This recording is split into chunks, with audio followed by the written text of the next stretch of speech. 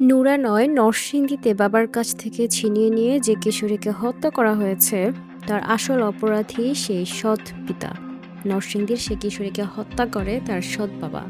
আদালতে লোমহর্ষক জবানবন্দি দিয়েছেন তিনি। হ্যাঁ দর্শক, নরসিংদীর মাধবদীতে ১৫ বছর বয়সী কিশোরী হত্যাকাণ্ডের রহস্য উদ্ঘাটন করেছে পুলিশ। আলোচিত হত্যার ঘটনায় প্রাথমিক জিজ্ঞাসাবাদে ওই কিশোরীর সৎ পিতা আশরাফ আলী কিশোরীকে গলা টিপে হত্যা ও নূর মোহাম্মদ নুরা সহ অন্যান্যদের ফাঁসানোর চেষ্টার মিথ্যা নাটকের কথা জানিয়েছে।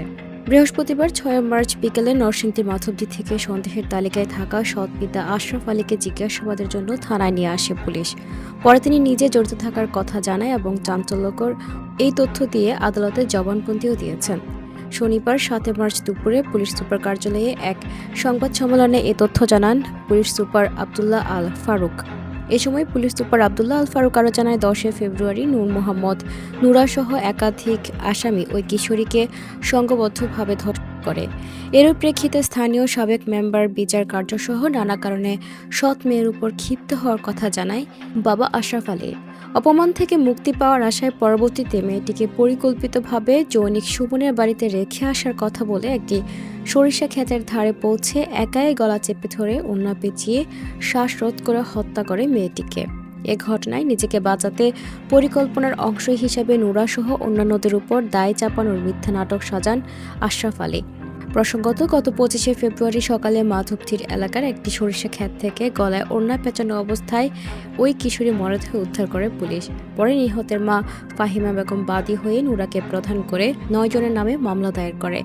আলোচিত ঘটনায় মোট ৮ জনকে গ্রেফতার করে পুলিশ।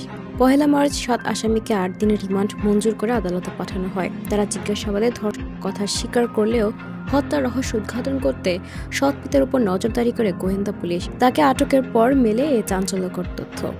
ক্ষিপ্ত হয়ে সৎ মেয়েকেই তিনি সরিষা ক্ষেতে নিয়ে হত্যা করেন এবং ১৫ দিন আগে ঘটে যাওয়া ধর্ষণের ঘটনায় যারা জড়িত ছিলেন তাদের ঘাড়ে এ হত্যার ভার চাপিয়ে দেয়। এর মধ্যে তিনি হত্যার দায় স্বীকার করে আদালতে ১৬৪ ধারায় জবানবন্দি দিয়েছেন।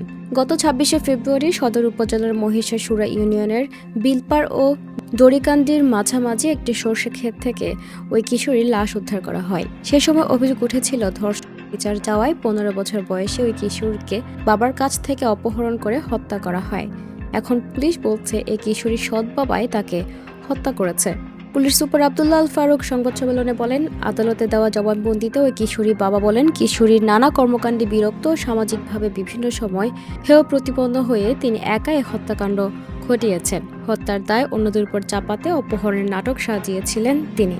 আরও জানা যায়, সে সর্ষে ক্ষেতে মেয়েকে শ্বাসরোধ করে হত্যার পর তার লাশ সেখানে রেখে বাড়িতে এসে ঘুমিয়ে পড়েন সৎ বাবা। পরে তিনি অপহরণের নাটক সাজান।